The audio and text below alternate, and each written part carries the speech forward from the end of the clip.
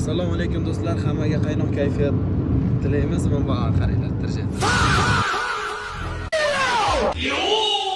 Assalomu alaykum do'stlar, hammaga qaynoq kayfiyat tilaymiz. Mana biz inshaalloh yo'lga chiqdik. Bugun 2 kunlik xizmat bor ekan Zarkentda, ya'ni Namangan viloyati Zarkent qishlog'ida. Mana ertalab 4:30 yo'lga chiqdik. Birinchi bo'lib arganchimizni olyapmiz. Aslbek hoji. Endi Dovchi Muhammad akani oldiga keldik.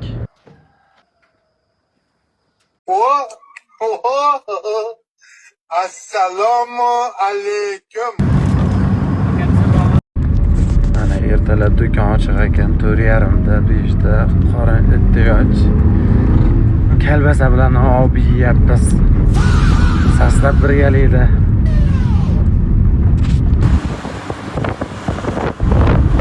Qanday papilachi ertalab vaqtli Sirdaryoda nima qilyapti ekan?